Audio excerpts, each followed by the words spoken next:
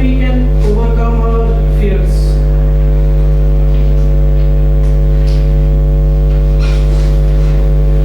You have raised an apt question about fears, because this precisely is the moment when a lot of this audience might be in the grip of fear.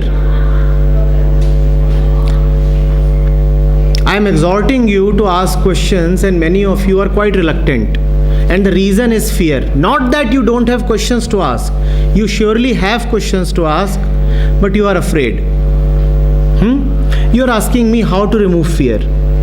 Let's start from here. What makes a member of the audience here afraid? Why can't he ask questions when he surely has questions to ask? Would he still be afraid if there were not so many people in this hall? Would he still be afraid if it were only me and him? He would not be afraid, right? Right now he is just hiding somewhere. He or she is just hiding somewhere. From whom is he hiding? From the members of the audience. So yes, one is afraid. But one is afraid of what? Are you ever afraid of speaking when you are alone in a room in front of a mirror? Have you found yourself stumbling even then? You don't hesitate then, right? So, yes, you are afraid. Afraid of what? You are afraid of the audience. You are afraid of others. So, whenever it comes to fear, always remember one thing. All fear is related to somebody else, something external, something outside of you. That is always related to your fear. Now, why is one afraid of the audience? One is afraid of the audience because one is dependent upon the audience. How are we dependent upon the audience? Our image depends upon the audience. Who am I? My self-image about myself. Who am I? The image that I hold of myself in my own eyes comes from others. I look at myself through the eyes of others. So in case I get up and ask a question and the audience boos me down, the audience says, "What a stupid question.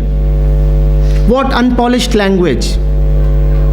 Then I will fall in my own eyes. My self-image will take a beating. And that is why I do not want to take that risk. I will not ask a question. Do you see the link? We said first thing, fear is always related to others, something external. Second thing we are saying is it is related to others because you are dependent on others. Are you getting it? I am brilliant when somebody tells me I am brilliant. I am acceptable when others accept me. I am smart if my friends say that I am smart. My question is good enough if everybody in the hall claps. But there is a risk. I may get up and everybody in the hall may not clap. Instead, they may jeer me. And then I will be devastated. Because I do not have my own eyes to look at myself. I look at myself as others look at me.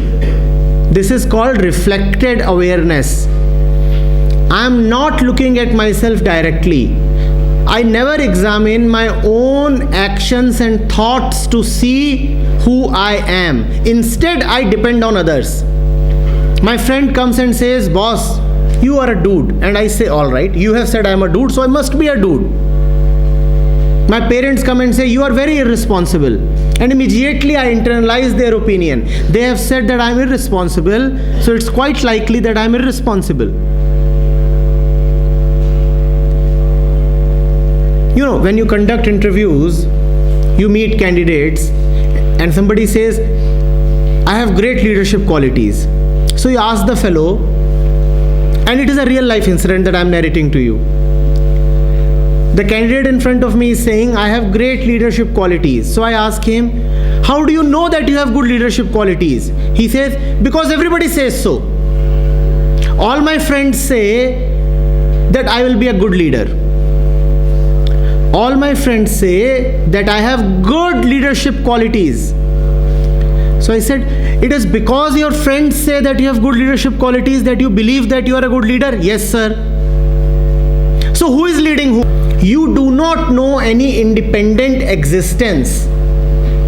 So let the image fall. Let everybody think bad of me. Yet I am what I am. You do not know this state. So that is the reason you become easily tense when somebody says a few bad things about you. Does that happen or not? And that is also the reason why you swell up, why you immediately start feeling so good when somebody praises you. Oh, you are looking quite handsome. Nice. Where did you buy this shirt? Where did you get your haircut from? And you puff up. Now, why do you puff up? Because he said something nice about me. Now, it doesn't matter how your haircut actually looks.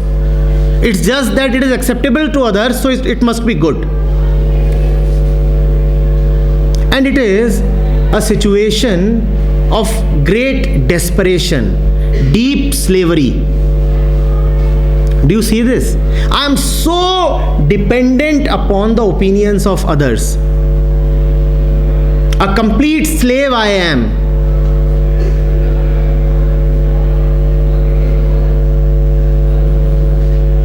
You say I am A, I become A. You say I am B, I think I am B. And who am I that I do not know? That is fear. One, it arises due to others. Second, it arises when you are dependent on others. So how do you get rid of fear? By reducing your dependency. Anybody here who wants to live fearlessly must reduce his or her dependency.